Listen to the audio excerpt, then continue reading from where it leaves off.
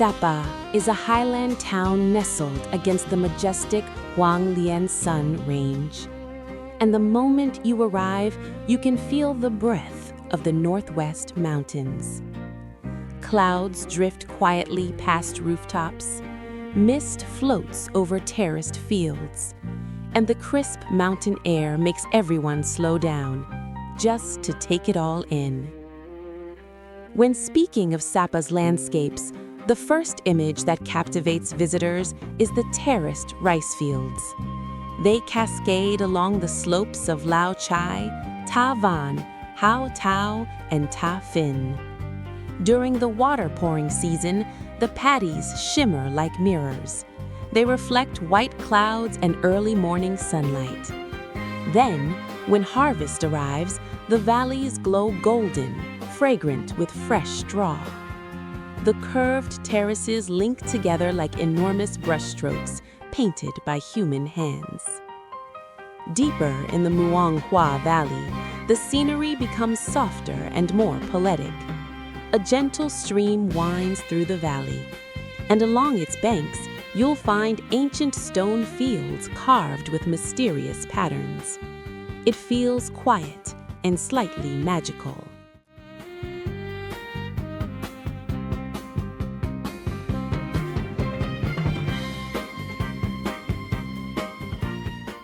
But Muang Hua is not only beautiful, it is also where village life feels most real. You'll see wooden homes with pomu roofs, kitchen smoke curling along the hillside, children calling to one another, the rhythmic clacking of looms from inside the houses, and green corn and vegetable plots changing with the seasons. For those who love wild nature and the thrill of conquest, Fansipan is SAPA's iconic destination. It is often called the Roof of Indochina.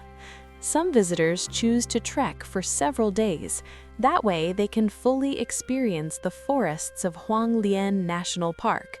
Others take the cable car, saving time while still enjoying sweeping views of mountain layers and seas of cloud below.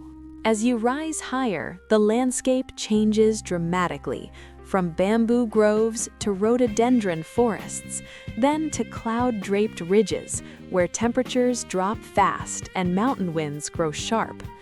Near the summit, surrounded by vast open space, you begin to understand something. SAPA is not just a place to visit.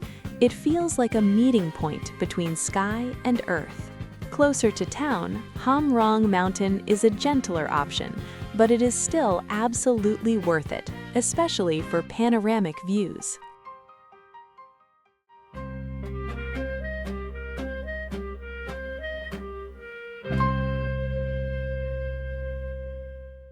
The trail winds past orchid gardens and flower beds. There are rock formations shaped in strange, dramatic ways. And at Sun May, Cloud Yard, the town below looks like a miniature model. Sometimes, clouds drift at eye level, as if you're standing on a floor of sky. SAPA also charms visitors with waterfalls and legendary mountain passes. Silver Waterfall, or Tak Bak, is where water plunges from a great height. It becomes a roaring white curtain, echoing between cliffs, especially in the rainy season. Nearby is Love Waterfall, Tak Ting Yu. It is tied to a romantic local legend. The path to the falls runs through cool, shaded forest. You hear birdsong and the soft sound of streams. It's perfect for a light walk and a deep breath of fresh air. Then there is O Kui Ho Pass, one of the 4 great passes of the Northwest. Here, nature can change its mood in only a few kilometers. On one side, sunshine and clear skies. On the other, thick fog and biting wind. From the viewpoints, you can look down into deep valleys. Clouds swirl like waves, and mountain ridges stack like colossal walls.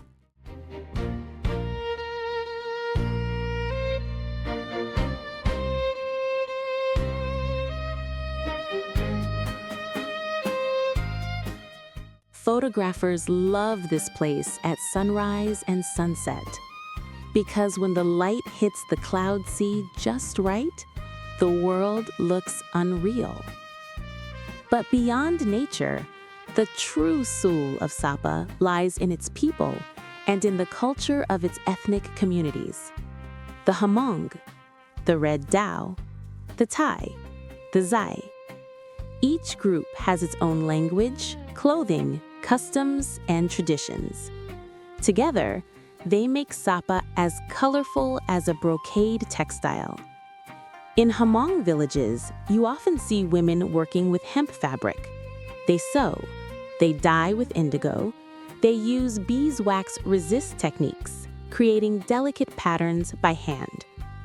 After spinning, weaving, and dyeing, the cloth becomes skirts, jackets, scarves, and bags. The patterns are often geometric, and each motif feels like a visual language, telling stories of mountains, harvests, and beliefs about life. The Red Dao are known for their striking scarlet outfits, their elaborate headwear, and their rich ceremonial traditions. Many visitors remember one special experience, the herbal bath, a steaming wooden tub, fragrant with forest leaves, perfect after a long day of walking. But what makes it meaningful is the knowledge behind it. Families gather herbs at the right season, choose the right varieties, and preserve these recipes as a treasured inheritance passed down through generations. Daily life in SAPA is closely tied to the land: terrace farming, upland fields, animal husbandry.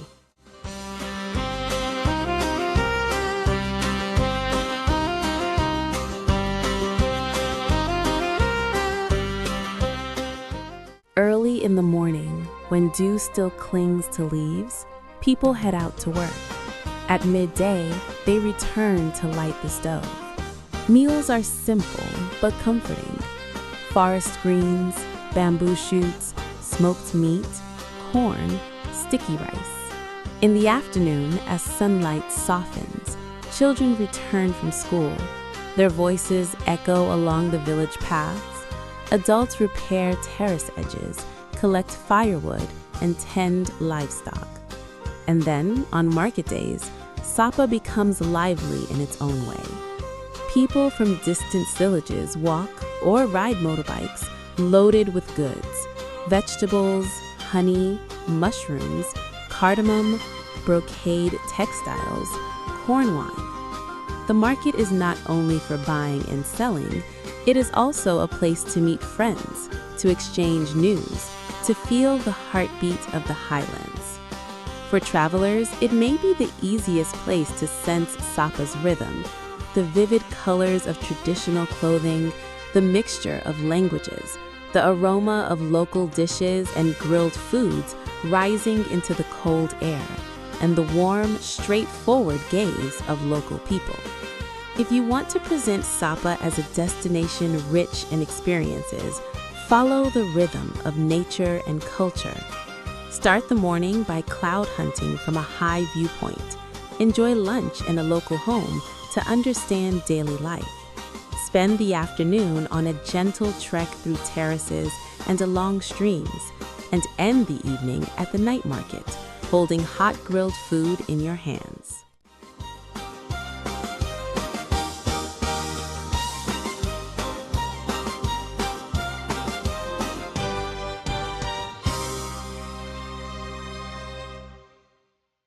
SAPA's cuisine is also an essential part of its identity. Grilled stream fish, free-range hill chicken, kapmek pork, tranquil, men, five-colored sticky rice, and smoky street grills that taste even better in cold weather. Highland cooking is rustic, yet deeply satisfying, designed to warm you from the inside out. At night, when mist thickens and streetlights glow, you'll meet another side of SAPA, modern, yet still unmistakably mountainous. And somewhere, depending on the season, you may hear the sound of a bamboo flute or traditional songs drifting softly into the cold. What makes SAPA truly special is not only its check-in spots, it is the way it touches emotions. Standing before a sea of clouds on Okwi Ho, watching golden rice shine across a valley, crossing a small bridge into a village, hearing water flow beneath your feet, chatting with a woman as she embroiders patterns she calls our families, or sitting by the fire in a homestay, sipping hot tea while your host tells stories of the harvest. SAPA is beautiful because of its breathtaking nature, but it becomes unforgettable because its people and culture give that beauty depth. As a tour guide, you can tell SAPA as a story with many layers. First, the mountains and the clouds, then the terraces and villages, next, the crafts, the markets, the traditions, and finally, the slow living experience, warmth in the cold.